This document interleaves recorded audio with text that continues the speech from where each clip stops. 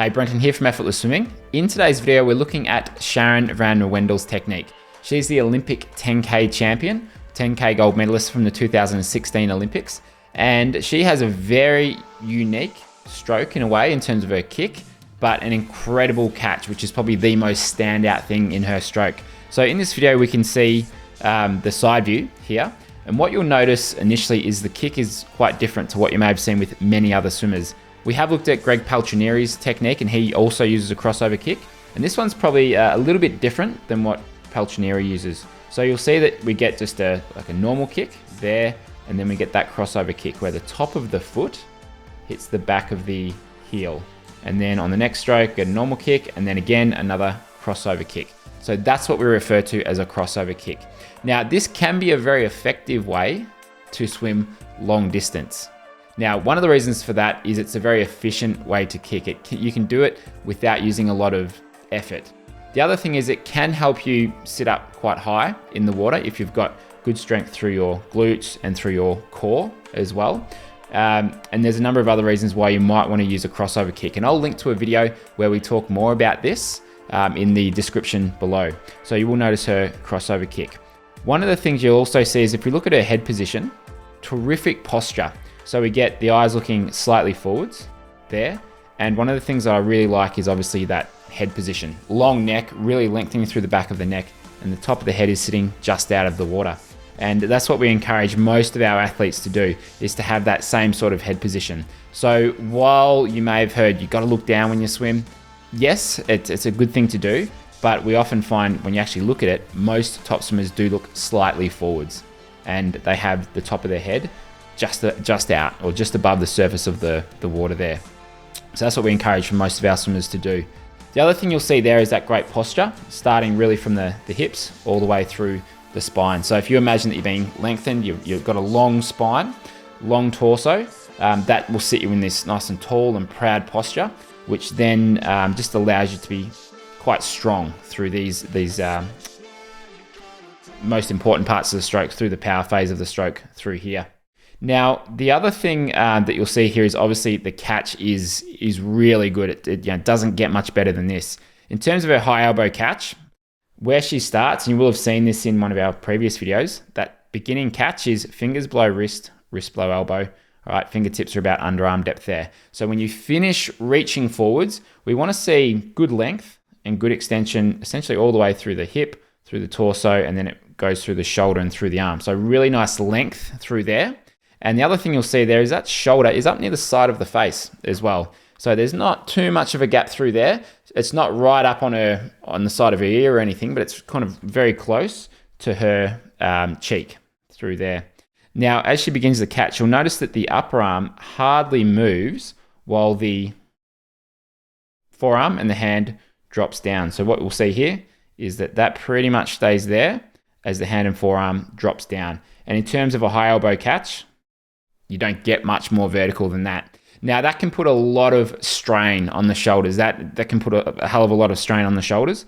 And as you know, if you've watched our channel for a while, you don't need to get to that position, especially if you're an adult without great mobility. But anywhere high elbow is what we want to work towards. So that could even be somewhere like that instead of like this. But pretty incredible. And you can just see how vertical her forearm is through, basically from there all the way through back to past her hip. And so that's how you can really hold a lot of water as you move through the stroke. And obviously the similar thing on the left-hand side there. Gets a really good catch. And same thing, you can see the shoulder, elbow, and hand is all aligned as she passes under the shoulder there. So just holding a lot of water as she goes through. Now, one of the things that you may notice here is with the entry.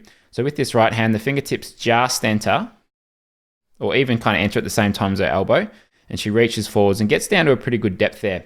What you do notice on her left-hand side, though, is that elbow does land first, and then the sort of fingertips and the hand enter after that. And we do get this position where the hand is up a little bit higher than the rest of the arm for a part of the stroke. So essentially from like the entry through to the first part of that reach phase. And that can really put a lot of strain on the shoulder because, especially, she's swimming 90 Ks a week.